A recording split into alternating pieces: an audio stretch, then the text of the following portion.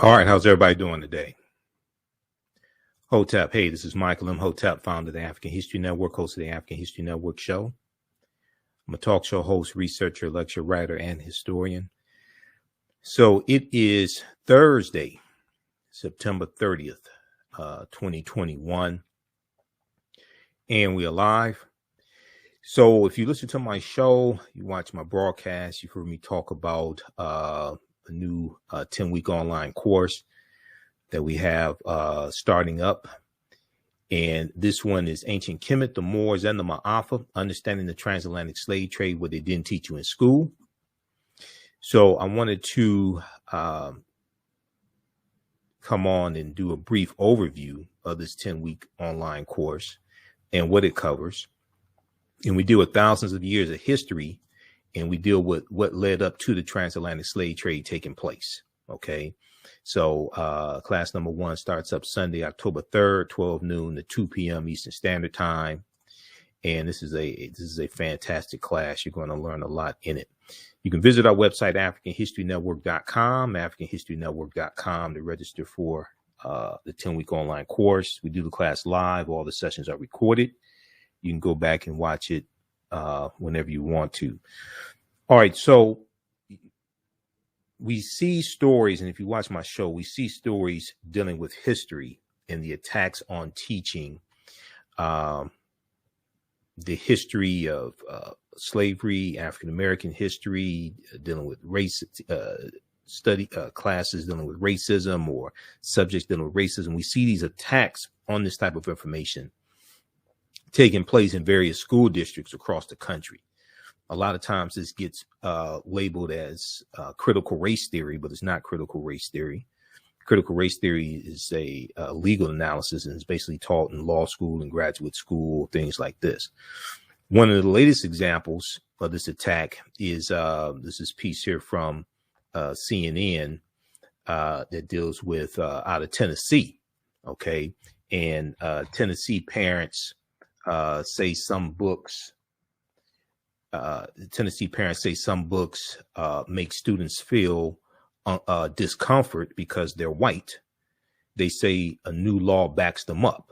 All right. And you have this movement to shut down different teachings about the civil rights movement, different things like this, and claiming that it makes white students feel uncomfortable. All right.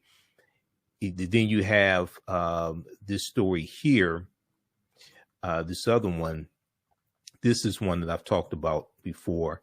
This is a study from, this was a poll that was taken from USA Today Ipsos. And this one talks about how over 60%, actually 63% of Americans want children to learn the legacy of slavery. Okay. And it deals with a majority of Americans say they are in favor of their children learning about the legacy of slavery and the ongoing effects of racism in the United States. According to this poll, 63% of Americans polled say they are in favor of their children learning about the lasting effects of racism and slavery in the country. And you have a small but very vocal minority that shows up to school board meetings that are taking over school boards, things like this, pushing another agenda. Okay. And if we look at, let's see, one more article here. These are just some recent articles. I do research every day and prepare topics for our show. I'm on 6 days a week, the African History Network show. I monitor about 35 different news sources on a daily basis. This one here is from September 29th, 2021. A pro-slavery petition is the latest racist incident at this Kansas City school. Parents say they've had enough. And this was an online petition some students started circulating to reinstate slavery. So we're at a pivotal time in history where you have some people of various races who want the real history taught. And then you have other people, largely white. You have other people, largely white, who are focusing on shutting down these conversations dealing with the history. don't want the history taught, and they use the disguise that they're afraid it will make white students feel guilty about being white. But I haven't seen any white students say they feel guilty about learning about this history. I've heard now what I think is happening is some white parents feel guilty, have some guilt about what's happened in history and about being white, maybe what their ancestors have done, maybe what their great grandfather did or something like that. Okay. So this is the environment that all this is taking place within. So I want to look here at the let's look here at the PowerPoint presentation, because in the class I do a PowerPoint presentation. We have articles, book references, video clips, guest speakers. There's a ton of information here. And also this was a recent article as well from June of 2021, June of 2021. 60% of Americans know little or nothing about Juneteenth. 60% of Americans know little or nothing about Juneteenth. Okay. And this is from New York Times. Now, if they know little or nothing about Juneteenth, then what do you think they really know about the history of slavery? And this ties into Juneteenth. This ties into the Tulsa Race Massacre being made a day of remembrance, June 1st, 1921, which it should be. It should be. And what this does, making Juneteenth a federal holiday, and also the Tulsa Race Massacre being a day of remembrance, what this does is this forces a conversation, a national conversation about a history that many Republicans and state legislatures are passing laws to shut down the teaching of that history. So this is extremely important, because Americans are very ignorant of history. And we have to learn this history, one, to keep history from repeating itself, and also understand how we got to where we are. This is one of my teachers, Dr. Leonard Jeffries. He was just here in Detroit Sunday. I was with him Sunday at the Charles H. Wright Museum of African American History. So here's some of the things that we deal with in the online course. We deal with ancient Kemet, ancient Egypt, ancient Africa, Nubia, Ethiopia. We deal with Ghana, Songhai, Mali. We take you throughout history, do a chronology of history and leading up to the transatlantic slave trade. We also deal with the African presence in the Americas going back tens of thousands of years. So a lot of people ask, who was Imhotep? I just got that question this past weekend. A lot of people ask the question, who was Imhotep? So Imhotep was one of the greatest people who ever lived in human history. The word Imhotep means he who comes in peace in the ancient Middle Netta language, the language of the ancient Egyptians or the ancient Kemites. The Greeks call it the hieroglyphics. He was a high priest. He was a physician, architect, mathematician, designer of the step pyramid for Pharaoh Zoser and the Subiti Zoser in the Third Dynasty. He was known as the world's first multi-genius. He was known as the world's first multi-genius. Okay. Now, here are some famous little statues of Imhotep as well. All right. And if you read the book by Dr. Malefi Ketiasante, there are a number of books that we use in the class. You don't have to buy any of these books to follow along in the class or anything like this, but the books that we use for reference. There's one from Dr. Malefi Ketiasante, this one right here, who's the chair of the Afro-American Studies Department at Temple University in Philadelphia. The Egyptian philosophers, ancient African voices from Imhotep to Akhenaten. The Egyptian philosophers, ancient African voices from Imhotep to Akhenaten. Okay, by Dr. Malefi Ketiasante. So this is before Aristotle, Plato, Socrates, all these Greek philosophers who were supposed to be so heavy. This deals with these African philosophers, Ptahhotep, Kunanub, Kagimni, Sanchi. This deals with these African philosophers. All right, so this is Imhotep, and this is not Imhotep. In the 2001 movie, The Mummy Returns, which was the sequel to The Mummy, the villain's name was Imhotep. Consequently, many of our children think that one of our greatest ancestors was evil and not of African descent. And this is one of the reasons why we have to be so careful of the type of information that our children take in through the media. Okay, this is why we have to be so careful of the type of information our children take in through the media, because they had this actor, Arnold Vosloo was his name, portraying Imhotep, who was a high priest. In the movie, he's a high priest, but he's also a villain. And they have this Eurasian-looking person portraying Imhotep, which then gives the impression that Imhotep was not African, which then buys into this whitewashing of the history of ancient Kemet, that the ancient Egyptians, the ancient Kemites, were Europeans, or, as some have pushed forth a notion, brown-skinned Caucasians, anything but African, anything but Black African. Okay, so and this is a picture of the step pyramid at Saqqara that Imhotep was the architect of for Pharaoh Zoser and the Subiti Zoser. So we deal with Asar, Aset, and Heru, who the Greeks called Osiris, Isis, and Horus. And we take you through our history. We look at these, some of the art, we look at some of the deities, all this information. And this is the, they were known as the first Holy Trinity.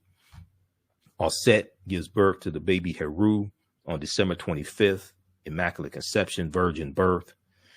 Aset was the wife of Asar, who the Greeks called Osiris, mother of Heru, the first Christ, or Christ, because Christ comes from the Greek word Christos, in Christ, and Christos means anointed, or it can mean anointed one, but that comes from the Medu Neter Ka-rest, Ka meaning spirit, rest meaning to rise, the rising of the spirit, the Ka-rest. And, you know, one of the things we do is we look at some of the origins of Christianity. We go throughout history, look at some of the origins of Christianity. We look at things like Christianity Before Christ by Dr. John G. Jackson. We look at the origins of Christmas, okay, which takes you right back to ancient Kemet as well, and takes you back to Rome and the festival of Saturnalia.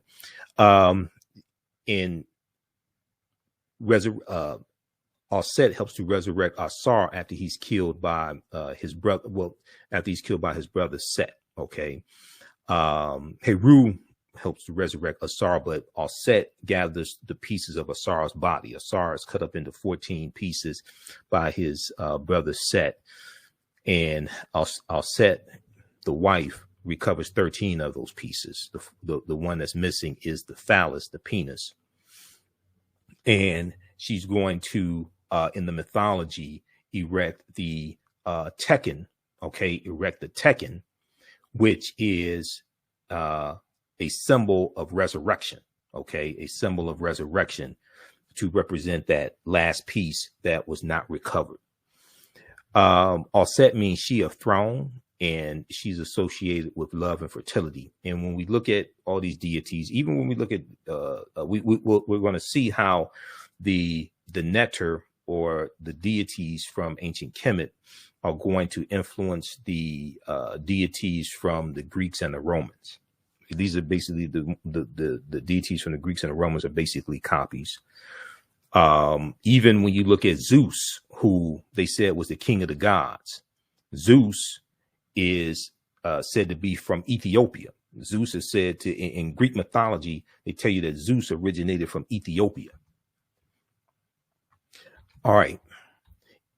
And then when we look at when we go throughout Europe, we're going to see the worship of the Black Madonna and Child, okay, and statues of the Black Madonna and Child. And they still have these statues in Europe, in Poland, in France, in Russia, Italy, Spain. They still have these statues today. And this was even before the Moors go in 711 AD. Even before that, these Europeans are worshiping the Black Madonna and Child. If we look at this book here, this is another book that I reference in the course, Black Star, The African Presence in Early Europe, by Runoko Rashidi. We know Runoko just passed away. Runoko was a friend of mine. I interviewed him a number of times. But this deals with the African presence of the Moors in the medieval times in Europe.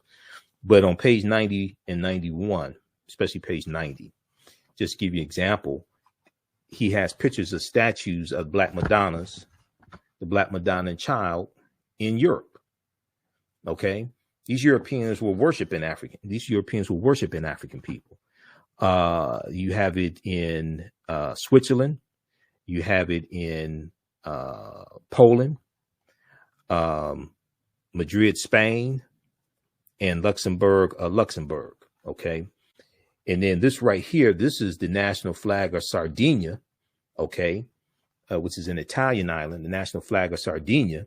They have African Moors heads on their national flag because the Moors were in those areas, and it took a monumental effort to conquer them. And originally the headband, the bandana is originally going to be a blindfold to signify that they had been captured and they were prisoners. But because of, to be politically correct, and because of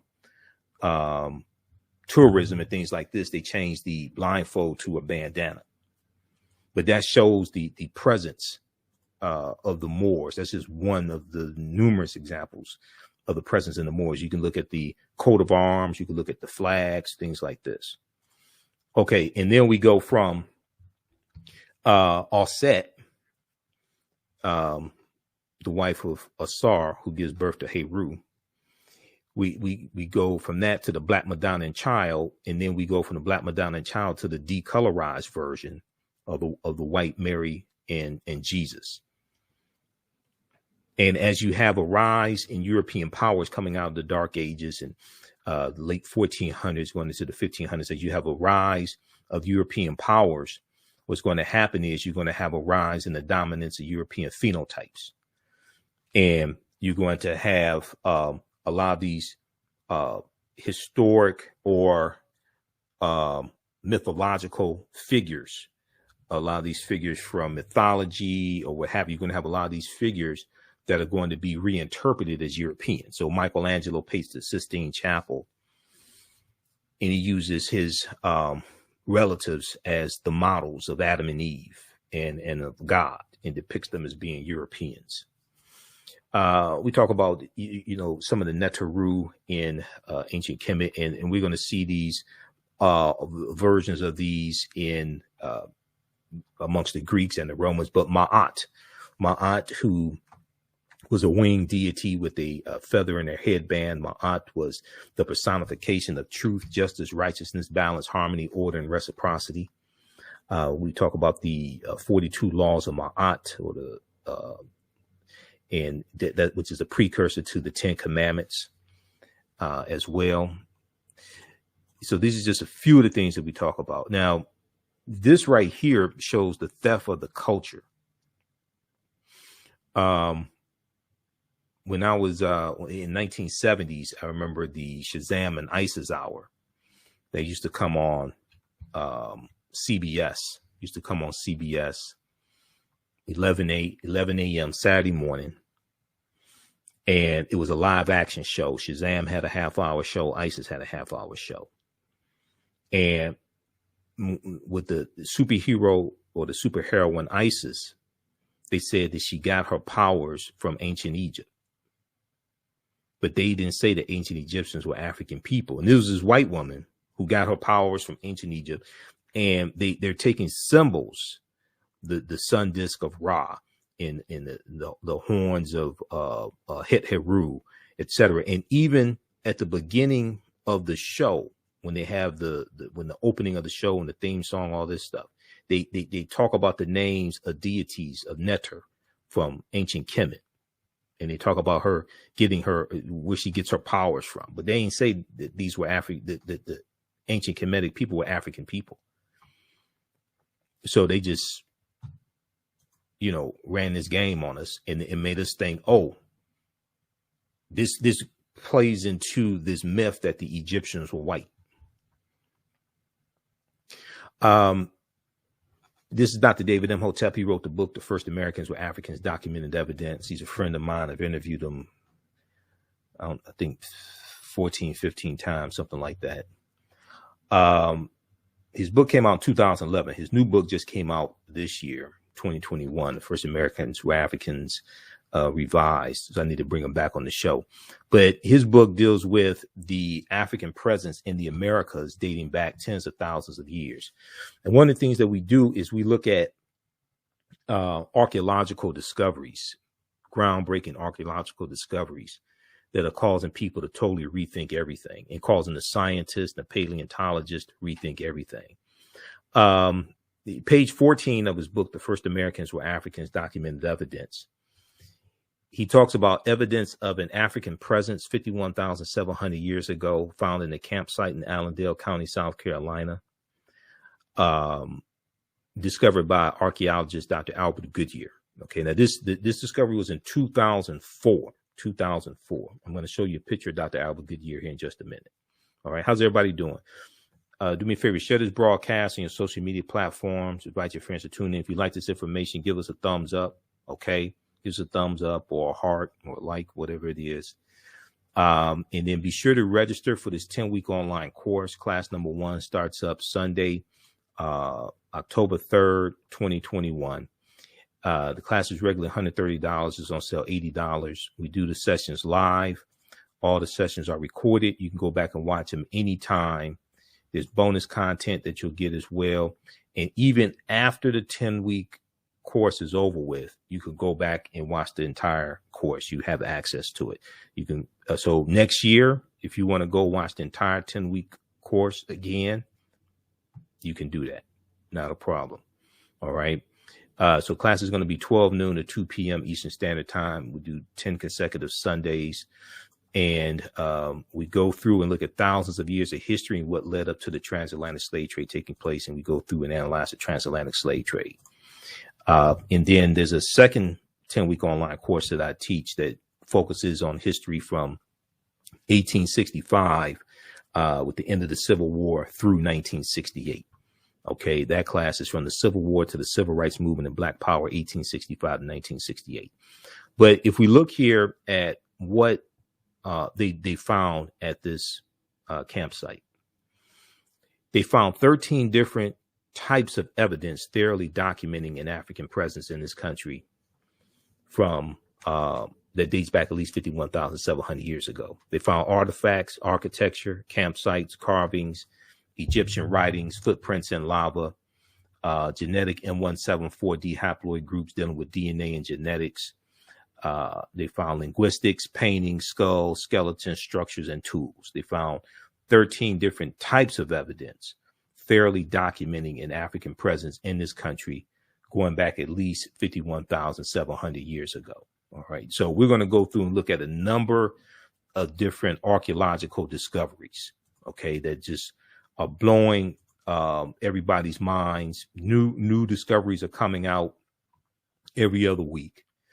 And when you read about these, they tell you that it's causing everybody to rethink everything. It's causing the scientists and archaeologists and paleontologists, et cetera, it's causing them to rethink everything. And they keep having to push the timelines back. Okay. You remember Juvenile had the song Back That Thing Up, like 1999, 98, 99. When these new discoveries keep coming out, they keep having to back that thing up. They keep having to push the timelines back. This article is from November 18, 2004 from ScienceDaily.com. They talk about the discovery from Dr. Albert Goodyear. And the name of this article, is New Evidence Puts Man in North America 50,000 Years Ago. Now, you'll find when the other thing is really, really important. When these discoveries take place, and I go look at them in different news sources, all the news outlets carry them. Okay, all the news outlets carry these discoveries. But if they talk about it maybe on MSNBC, it may be for 30 seconds.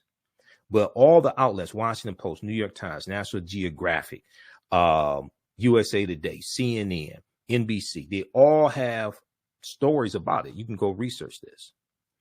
But this one right here says radiocarbon tests of carbonized plant remains. Now, this is a summary of the article. And this is not my summary. This is the summary from ScienceDaily.com, which is a scientific website. They have scientific discoveries there and archaeological discoveries, etc. It says radio tests of carbonized plant remains, where artifacts were unearthed last May along the Savannah River in Allendale County by University of South Carolina archaeologist Dr. Albert Goodyear, indicate that the sediments containing these artifacts are at least 50,000 years old.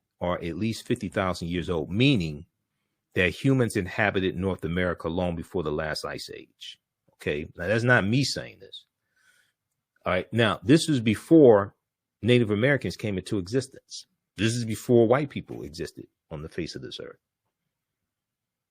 Okay, this was the Khoisan, who have the oldest DNA on the planet. They come from Southern Africa. They're the ancestors to the Ainu and the Twa. They went all around the world, and they were here. So one of the reasons why this information is so important is because we've been continually told that African people first came to this land conquered and shackled in chains, and first came here in 1619, or if you get somebody who knows more about history, they'll say, oh, okay, 1526, when the Spanish were taking Africans into the territory we call South Carolina. Okay, and then after a few weeks, there's going to be a revolt, and they overthrow their oppressors because the Spanish was trying to set up a colony there in South Carolina. Now, this is 93 years before 1619 in Jamestown, Virginia. Okay, or if you have somebody that knows more than that, they'll say, well, Juan Garrido came into Florida with the Spanish conquistador Juan Ponce de Leon in 1513, which is true. That's true. Juan Garrido was born about 1480 in West Africa. That's true. He's probably the first person of African descent we know of by name that came to this land that we call the United States of America. Probably the first one we know of by name. This article here from June 4th, 2021, Africa's oldest ethnic group fights to keep ancestral land from Amazon reach. Okay. And this is about the Khoisan. All right. That's a Khoisan man there. Amazon's new African headquarters. See if we can zoom in on this. Amazon's new African headquarters will be built on land ancestrally owned by the people thought to be the longest existing ethnic group in the world, the Khoisan. Okay. Amazon is looking to build its new African headquarters in Cape Town, South Africa, in a project that will take between 3 and 5 years. However, the land on which the multi-billion-dollar corporation seeks to put its edifice belongs to the local Khoisan people, reputed to be the oldest existing people in the world. Since the project was announced a few years ago, Khoisan people, aided by conservationists, have appealed to have the project rejected because of the sensitive matter of Khoisan culture. What ensued was a clash of ideas to respect the traditions and identity of a people, or to give away to the ambitions of one of the most prosperous businesses ever founded. Okay, you can read the rest of this article here. Face-to-faceafrica.com has a lot of really, really good articles here. If you watch my show, we know we share some articles, and on our Facebook fan page, the African History Network, we share articles from face-to-faceafrica.com. But this is talking about the Khoisan. Okay, so let's continue here.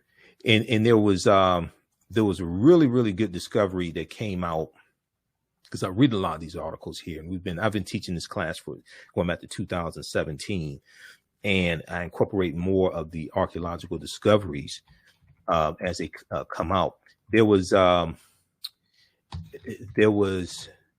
this one here from June of 2017, I think it was. And this one deals with Morocco. This deals with a discovery that was flipping the archaeological world upside down. This dealt with a discovery in Morocco where they found Homo sapien, remains of Homo sapiens, modern man, that date back between 300,000 to 350,000 years ago. Let me say this. I may say some things that are outside the circumference of your own awareness. Probably should have said this at the beginning. I may say some things that are outside the circumference of your own awareness. Just because you never heard them before, disagree with them, or don't like them. Don't like them does not mean that they're not true. It just means you have to do some research to understand what I'm talking about. I'm talking about something that's outside of the circumference of your own awareness. I learned this from one of my teachers, Dr. Ray Hagins. Okay. Just because you know everything that you know about what you know does not mean you know everything there is to know about what you know. There's still things to know that exist outside of the circumference of your own awareness. So if we look at, for instance, this, if we look at this one here from NBC News and Washington Post, New York Times, they all had stories on this one. This one blew people away. So if you think that the world is like only 6,000 years old, because Bishop James Ussher in 17th century Common Era AD said creation started 4004 BC. No. We're older than we thought. New find pushes human origin back 100,000 years ago. New find pushes human origin back 100,000 years ago. Okay. And this was a discovery made in Morocco. This article came out June 17, 2017. Modern humans evolved much earlier than previously thought, researchers reported on Wednesday, June of 2017. New discoveries at a rich site in Morocco show modern humans were hunting and probably cooking game animals 300,000 years ago. This is 100,000 years earlier than scientists have believed until now. This discovery here just blew everything out the water, because the oldest remains they had of Homo sapiens date back about 195,000 years ago in Ethiopia. This discovery here blew that out the water by 100,000 years. The new site near Morocco's coast in the city of Makarek has always yielded interesting human remains. New discoveries and new dating methods show that, in fact, many of the bones belong to modern Homo sapiens, and they lived as far back as 300,000 or 350,000 years ago. As far back as 300,000, 350,000 years ago. The earliest previous Homo sapiens bones date back 195,000 years ago, and they're from clear across the continent in modern day Ethiopia, which shows that we were migrating out of East Africa earlier than originally thought. Taken together, the findings show modern humans were dispersed across Africa long before anyone ever thought. Okay. Read the rest of this. This is a deep article. And they have the journal Nature has a lot of these archaeological discoveries. And then all the news outlets will pick them up from the journal Nature. Let me see here. Okay. 300,000, 300.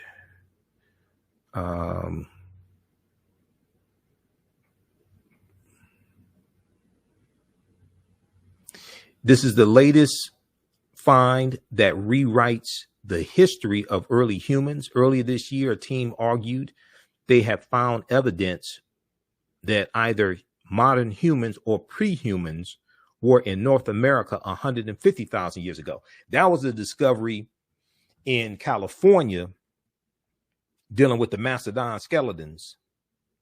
And they're saying that these mastodon skeletons were broken by humans and that these skeletons date back 130,000 years ago. And if that's correct, that puts humans in the California area 130,000 years ago. That's the discovery that they're talking about. Rather than that area 130,000 years, or maybe even before then. That's the discovery they're talking about. And when this article came out, and the one dealing with humans being in possibly California at least 130,000 years ago, I sent those articles to Dr. David Imhotep. Because we know at least 130,000 years of our history has been stolen as well. I'm going to show you an archaeological discovery that deals with this. Okay, how's everybody doing? How you all like this type of information? Okay, let's keep going here. All right, so Dr. Albert Goodyear, this discovery here. Now, this is a discovery that Dr. David Imhotep was interviewed by WKRP in Cincinnati, Channel 5, back in 2011.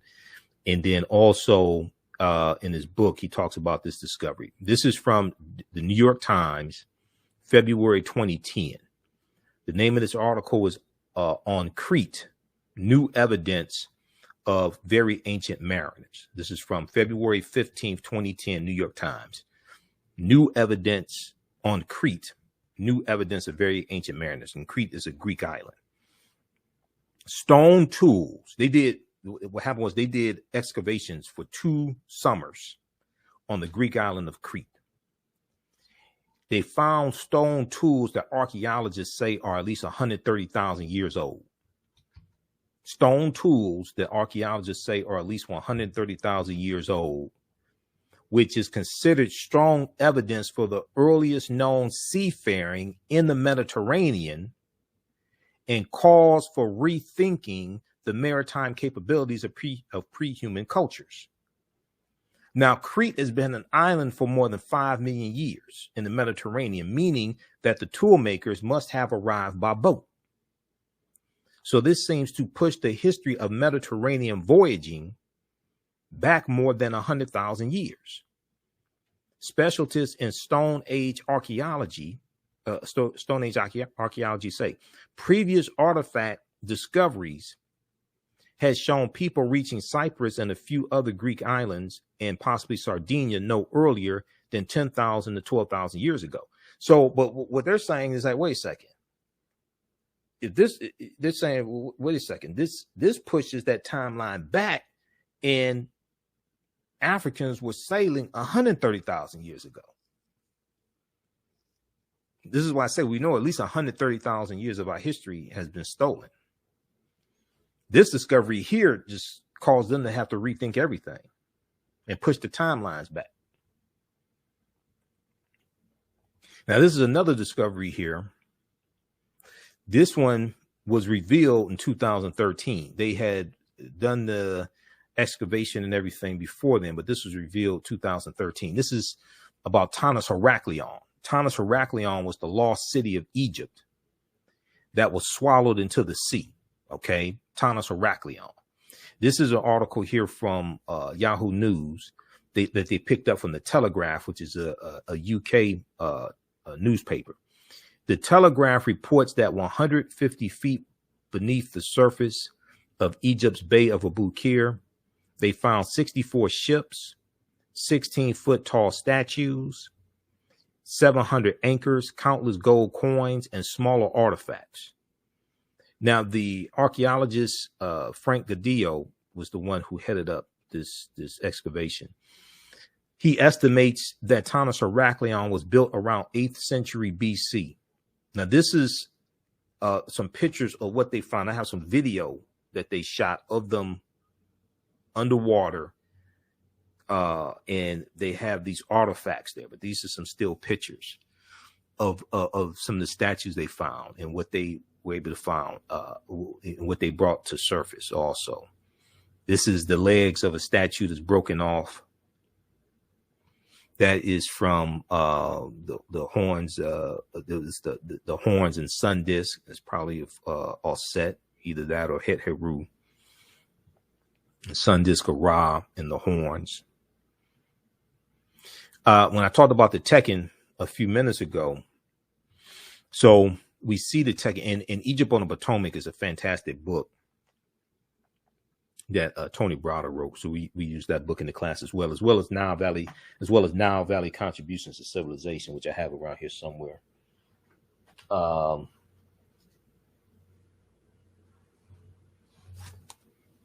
So Nile Valley Contributions to Civilization by Tony Browder. Fantastic book. And then also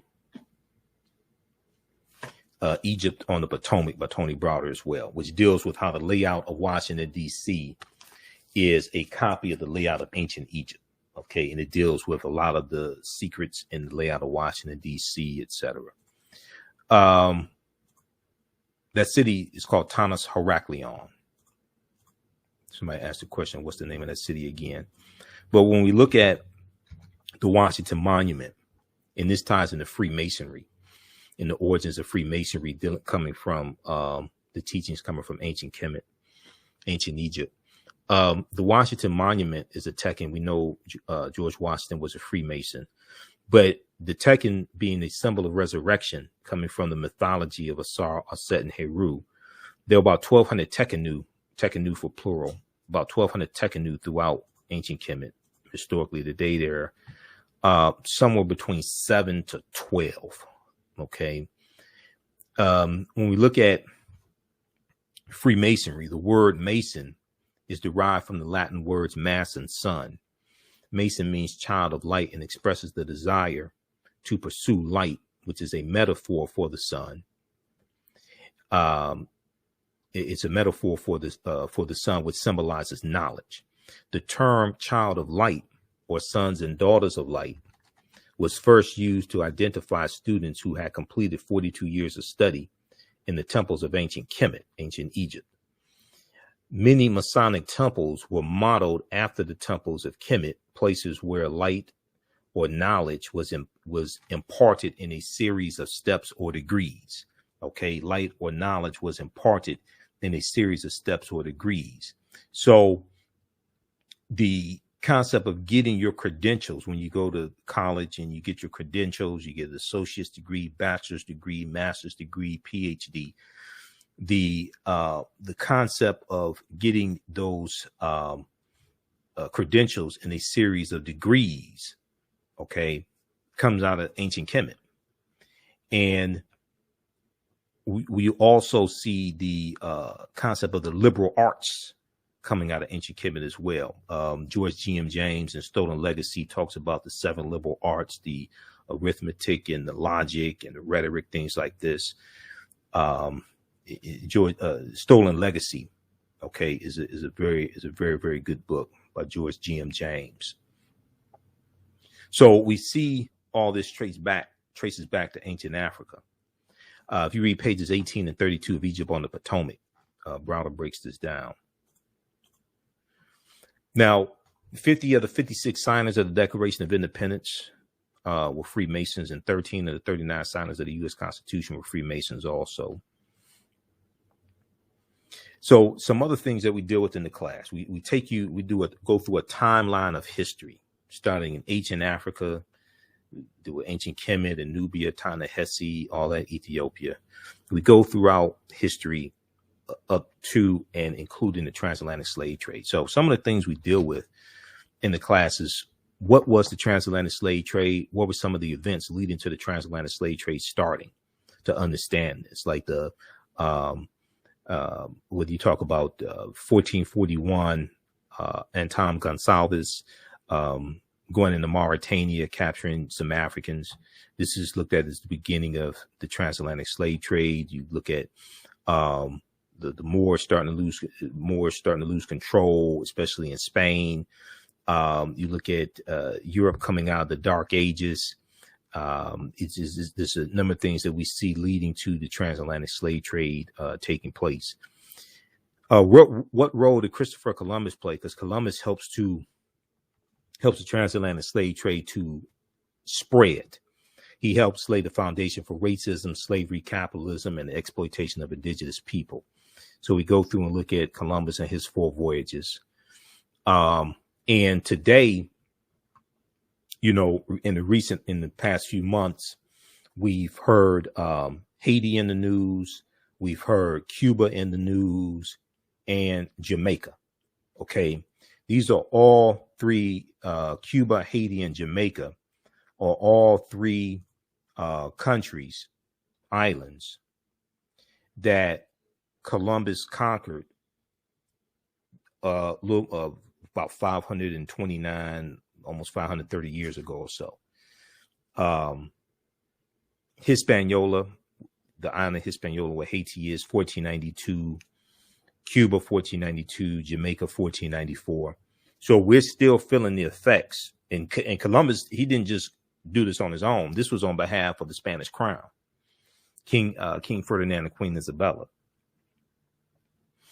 So we're still feeling the effects 500 years later of Spain conquering these islands.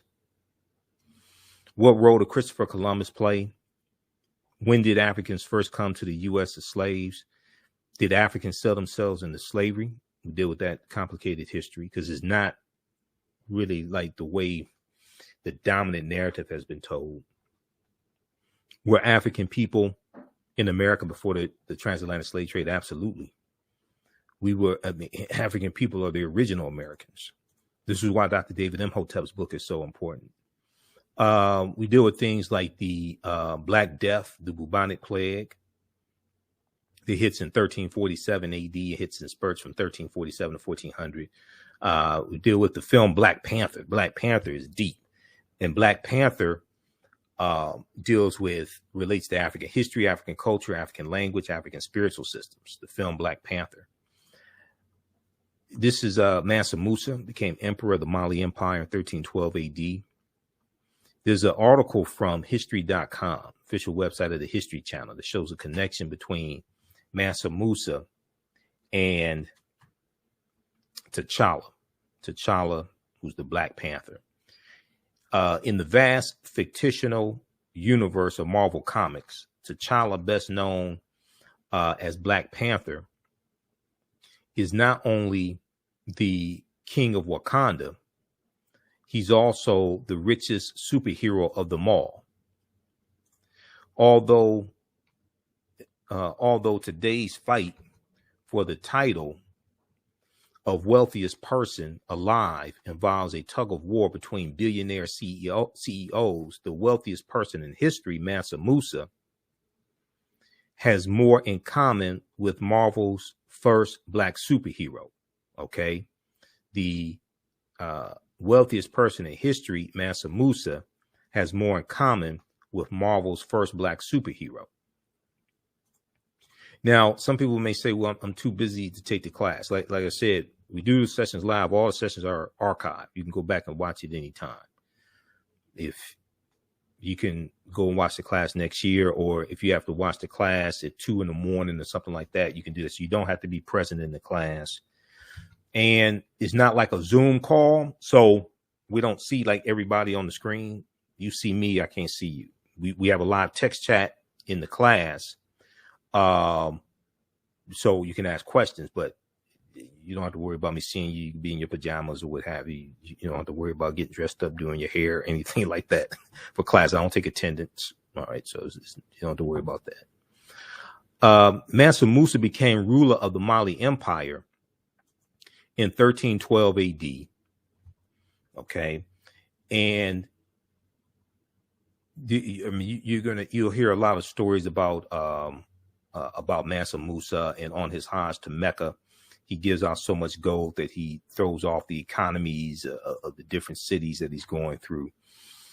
So he became emperor of the Mali Empire in 1312 AD after his predecessor Abu Bakr II, for whom he had served as deputy, went missing on a voyage he took by sea to find the edge of the Atlantic Ocean.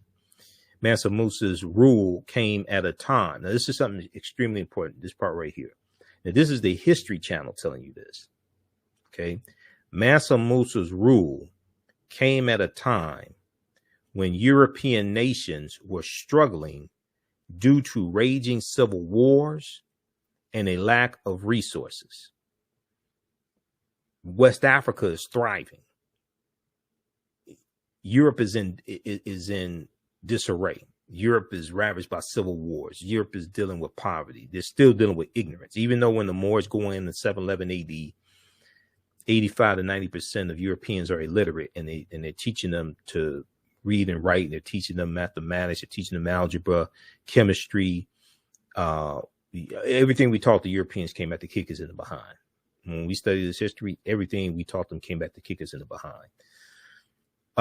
During that period, the Mali Empire flourished thanks to ample natural resources like gold and salt. You read this full article here from history.com. This 14th century African emperor remains the richest person in history. Okay, this is from March 19th, 2018. So this was the month after the movie Black Panther officially debuted. It debuted February 16th, 2018. I do an entire lecture dealing with the film Black Panther. So one of the things we deal with in the class also is the film Black Panther and how Black Panther relates to African history and African culture, African language. We deal with what the word Wakanda means. Even though Wakanda is a fictitious African nation somewhere in East Africa, and over the years, the location has changed some. Wakanda is a real word. Wakanda, we see Wakanda in Native American languages, Omaha Ponca and Sioux Indian languages. Wakanda means possesses secret powers. Okay. So this is deep, and Wakanda is also a Kikongo word as well. It's a Bantu word, but it's a Kikongo word also. It's African as well. So I did about 3 months of research on the film Black Panther, on the comic book, because I have a lecture that's about almost 3 hours dealing with the film and how it relates to African history, culture, spiritual systems, different aspect of it. And I read about 100 articles dealing with the film and the comic book. And the more I researched, the more questions I had. I read 2 books dealing with it because I had to, had watching the movie. So at the time the movie came out, I think I'd been studying history, maybe 26, 28 years, something like that. And doing lectures and doing the African History Network show. But I knew that I wasn't qualified to really talk about the movie. I had to do some deep research to understand what it was I was seeing. Okay. So I read, where is that? Two books that I read. This one right here. This deals with the 52-year history of the Black Panther comic book, because I had to study the Black Panther comic book and some storylines and characters, because we see that a lot of that represented in the film. So I had to read this book by Marvel, Black Panther, The Ultimate Guide. And the scene where T'Challa, right here, the scene where Killmonger throws T'Challa off the waterfall, that's straight out the comic book. That's from September 1973, Jungle Action Comics #6. And the waterfall is called Warrior Falls. Warrior Falls is where the ritual combat takes place historically to determine who's going to sit on the throne of Wakanda. That's called Warrior Falls. So in the beginning of the movie, when T'Challa is fighting against M'Baku of the Jabari tribe, and there are 18 different tribes that make up Wakanda. So Wakanda is a nation, but it's made up of 18 different tribes also. The Crocodile tribe, the Jabari tribe, and each tribe has their own deity as well. Okay, so we see Bastet. Bastet is the panther deity, okay, that watches over the people of Wakanda. Just like when you study in ancient Kemet, there were deities that watched over different cities. In Christianity, that becomes the patron saints. Patron saints are saints that are said to watch over different cities or different nations of people or different groups of people. So Saint Nicholas, who the may have the children, Saint Nicholas, who the character of Santa Claus is based upon, was actually an African saint, 3rd, 4th century African saint.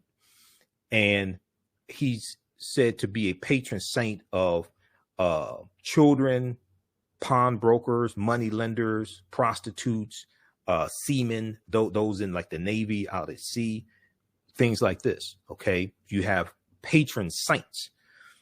In Christianity, the patron saints are going to replace the Neteru. Okay, so here's Bast or Bastet, who is a deity, a Neter in ancient Kemet. Ancient Egyptian goddess, worshipped in the form of a lioness and later a cat, goddess of warfare in Lower Kemet, Lower Egypt, worshipped as early as the 2nd dynasty, 2890 BCE, approximately, before the Common Era. So, I mean, the movie is so deep, but so in the class, we deal with how that movie relates to African history and culture, ancient Kemet, things like this. We talk about the Black Death. So if we go back here and look at some other things that we deal with in the class, the 800-year occupation of Europe by the Africans known as the Moors, and the Moors are taking the teachings from ancient Kemet, ancient Egypt into Europe. And these are going to be teachings that bring Europe out of the Dark Ages. We look at shocking archaeological discoveries that are causing experts to rethink everything, the role insurance companies played, and how insurance companies took out insurance policies on slave ships and enslaved Africans on plantations, Freemasonry in America, the origins of the term America and Africa, and more. The Black Death, bubonic plague, 1347. Hits and spurts from 1347 to 1400. One of the worst plagues in history arrived at Europe's shores in 1347, Common Era AD. 5 years later, some 25 to 50 million people were dead. Nearly 700 years after the Black Death swept through Europe, it still haunts the world as the worst case scenario for an epidemic. Called the Great Mortality, as it caused its devastation, the second great pandemic of the bubonic plague became known as the Black Death in the late 17th century. Europe is going to lose between a quarter to a third of its population because of the Black Death, over from 1347 to about 1400. They lose somewhere between 20 estimates of somewhere between 25 million to 75 million people. The Black Death. And what it did was it liquefied your lungs. So you, over the course of a number of days, would end up coughing up your lungs, coughing up blood.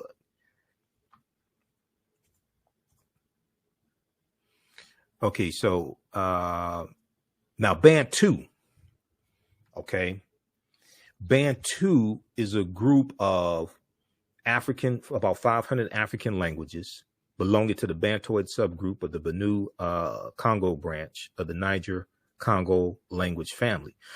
The Bantu languages are spoken in a very large area, including most of Africa, from southern Cameroon eastward to Kenya and southward to the southernmost tip of the continent of Africa, including South Africa.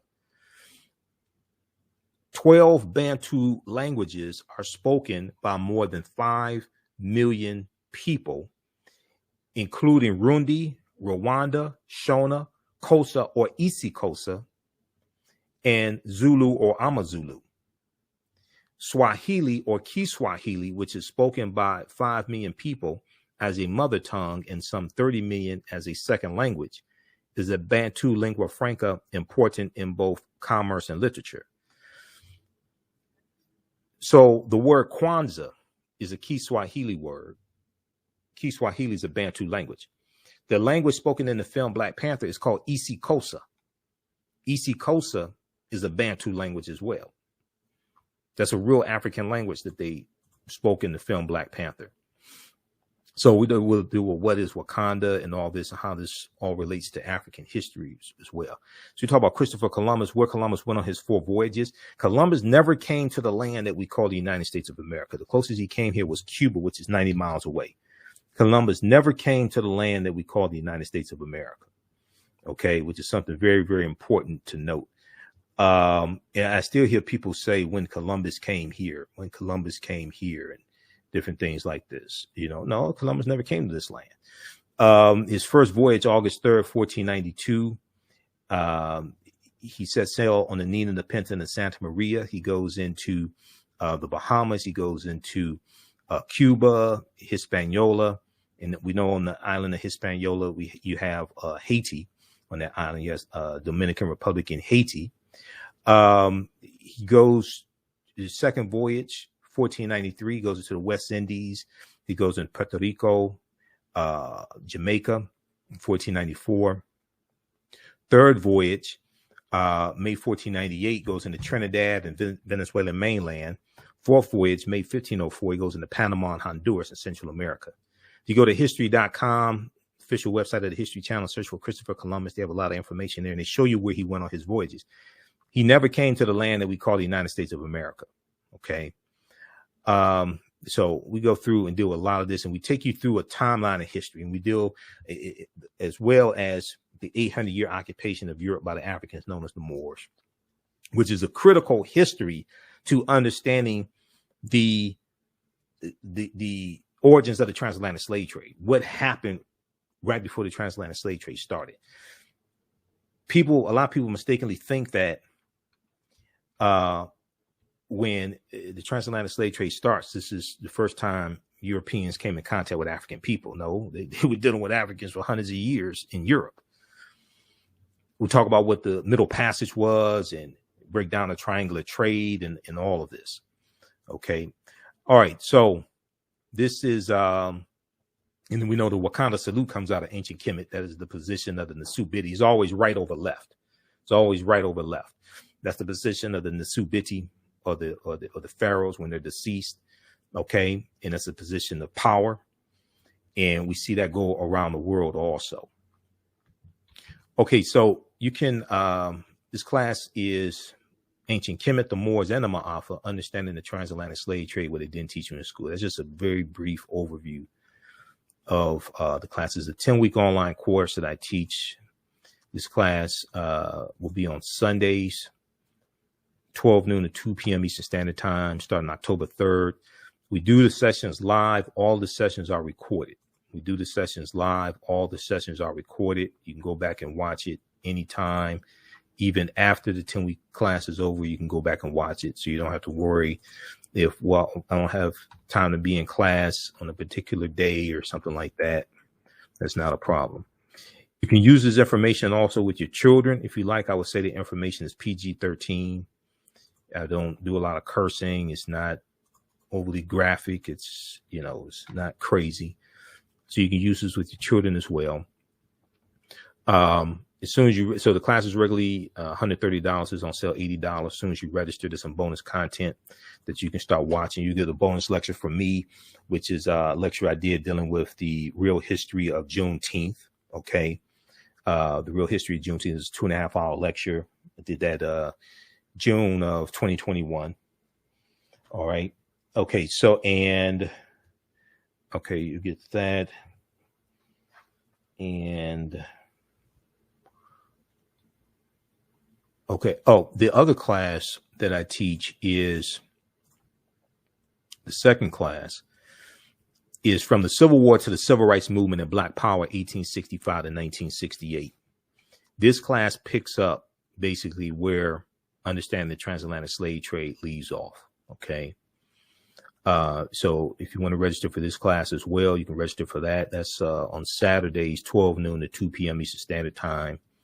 And so, as soon as you register, you can watch the class we just did this past weekend of From the Civil War to the Civil Rights Movement and Black Power, 1865 to 1968.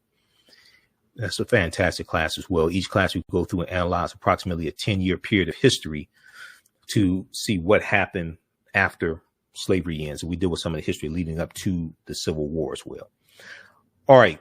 So register for those classes, and we'll see you in class. And also be sure to listen to my show and watch my show, the African History Network show. We're on Monday through Friday, 11 p.m. to midnight Eastern Standard Time, and Sundays, 9 p.m. to 11 p.m. Eastern Standard Time.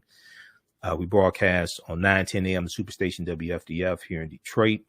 But you can also listen on the iHeartRadio app. Download the iHeartRadio app, search for 9:10 a.m. Superstation. You can listen live there. And then the audio podcast on my shows are on iHeartRadio as well. iHeartRadio, iTunes, CastBox, Stitcher. Just search for the African History Network show. But we broadcast the show live as well on Facebook and YouTube, the African History Network on Facebook, and Michael Imhotep on YouTube. Okay. Lastly, if you want to support the African History Network beyond the classes, you can support us through Cash App, $ the AHN show through Cash App, and also through PayPal, paypal.me/the AHN show. So let's keep doing the research, stay on the air, keep broadcasting. This is our official Cash App account, $ the AHN show, SHOW. And when you go to it, it'll show my name. It'll say Michael and show my picture there. These other ones here are fake African History Network Cash App accounts. So that is not me. Okay. These other ones here are fake African History Network Cash App accounts. All right. So look, we have to get out of here. Thanks for joining us. Give us a thumbs up if you like this broadcast, if you like this information. Hopefully we'll see you in class.